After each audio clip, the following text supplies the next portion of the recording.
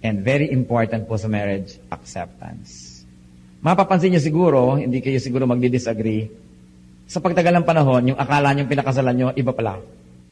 Meron din pala kayong mga illusions about the person, hindi pala siya yung totoo. So, nadidiscover niyo yung totoo, at yung totoo na yon, patuloy na nagbabago. Yung totoo 5 years ago, hindi na rin totoo ngayon. Halimbawa, 5 years ago, meron pa siyang kilay, ngayon, drawing na lang. Ganun talaga ang buhay. Nagbabago. Nung pinakasalan niyo siguro, close-up smile. Ngayon, nakababad na sa baso ang ngipin. Kasali yan sa pagbabago ng mundo. Napaka-unfair eh. Napaka-unfair ng ating concept of beauty. Para sa atin, ang maganda yung nagtatagumpay labanan ng force of gravity. But you know that as we all grow older, we give in to the forces of nature. One of them, the force of gravity. So parts of our anatomy begin to sag here and there. Kasali yon sa tinatanggap. Nakaka-oppress kasi, yung mga lalo sa mga babae na kailangan laging magpa-stretch ng mukha, magpa-kung ano-ano. Kaya kung minsan tuloy, sabi mo, ang ganda-ganda naman ng dimple mo. Hindi, pusod ko yan. Doon na pala nakarating ang facelifting. Tuloy, kahit tawa na malakas, hindi na makatawa dahil matipilas ang pisngi. Di po ba nakaka-oppress? That's why, sa mga kapwa natin lalaki, dapat paalala. Pagka, when the faces begin to sag, nagkaroon na ng mga kung ano-ano, kasali yan sa covenant. Kasali yan. Hindi dapat na naghahanap ka na naman kapitbahay mo na banat ang mukha at 14 anyos. Dahil that is not God's way. Kung minsan gusto mo yung magandang-maganda yung kamay, paano naman pumangit yung kamay, kalilingkod sa'yo at sa iyong anak. Therefore, magandang kamay yan. Ano po ba yung magandang kamay ng babae? Ang magandang kamay ng babae, yung kamay na naglilingkod sa kanyang asawa at sa kanyang mga anak. Yan ang magandang kamay. Huwag kayong ma-oppress ng Greek standards of beauty. Lalong-lalo, huwag kayong magpapadaya sa standards of advertising. Hindi sila totoo. Kahit yung mga model, takot-takot na makeup at lighting pa ang ginagawa bago kunan niya ng litrato. Huwag kayong magpa-oppress. Meron man dyan totoo, bihira. At siguro hindi nag-aalaga ng asawa at anak, hindi nagkukudkod ng mga kawali at mga kaldero, hindi siguro yung naglilinis sa mga talaba at hindi nagkukusko sa mga banyo. So maganda man ang daliri nun, doubtful kung magaling na kasama sa bahay. Bagamat, hindi naman kapintasan kung nakapaglingkod na kayo, maganda pa rin yung kamay nyo dahil na-maintain nyo. Pero hindi pangit ang kamay na naglilingkod. Yun ang magandang kamay. God is in marriage, so keep marriage sacred. Sabi sa Hebrews 13:4, marriage should be honored by all and the marriage bed kept pure. For God will judge the adulterer and all the sexually immoral. Huwag po kayong magpapadala sa mga pananaw ng sanlibutan. Alam niyo naman, sikat na sikat yung maraming asawa, yung maraming ganito at ganon. Hindi yan. Pag umuulan na ng asupre at kumukulog at kumikidlat at bumubuka na ang lupa, sa Diyos kayo tatawag. Hindi yan sa mga tagahanga natin, sa ating mga kahangalan.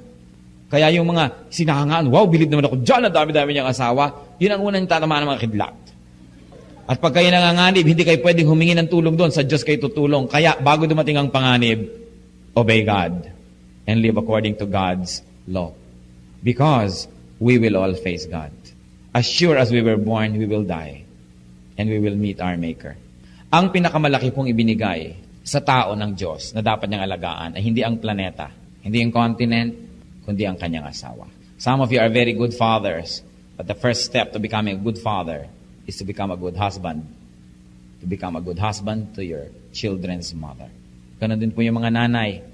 Napakarami, lalo mga Pilipina. Bilib ako sa mga Pilipina. I have studied so many cultures. Ang huhusay ng mga ina. Pero kumisan sa husay na ina, nanineglect na rin yung mga husbands. So dapat mag-decide din kayo mga nanay, sino bang katabi nyo sa gabi, ang inyong mga anak o ang inyong asawa? Kasi para kumisan mga inahing manok, nakapaligid lahat ang mga ano dyan. Kaya naaapektuhan tuloy yung personal relationship ng mag-asawa. Kaya mag-decide kayo, magiging ina ba kayo o asawa? Tatandaan nyo, asawa muna kayo bago kayo maging ina. At ganoon din po yung mga lalaki. Asawa kayo bago kayo maging ama. Yung mga anak, dagdag lang yan ng Diyos.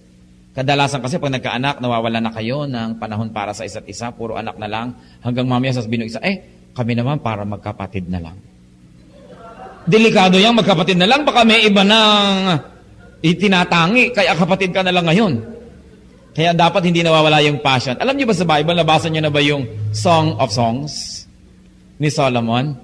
It tells you about the intimate relationship between husband and wife. Very, very intimate, very sensuous. But nothing is dishonorable in the marriage bed. Basahin niyo po yun para lalong mabuhay ang apoy at magsiklab ang inyong mga pagmamahalan sa isa't isa. Kaya kailangan ay patuloy ang ligawan. Kasi naman kumisan yung mag-asawa, kung mo asawa na, yung lalaki hindi na siya nagpapakyut. Kung ano na lang, yun na. Yung babae rin, hindi na nagpapakyut. Lagi na lang parang kinulang nakabuyangyang.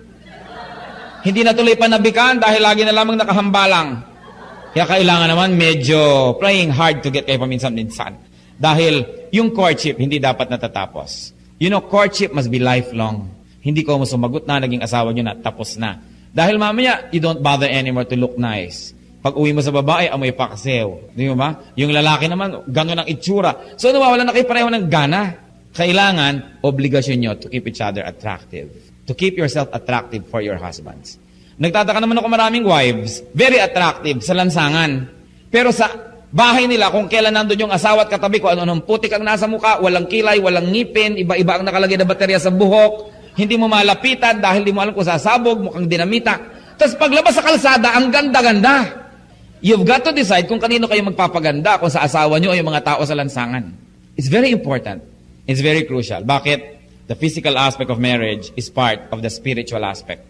Because God, in His infinite wisdom, created us as body, soul, and spirit. Kasal.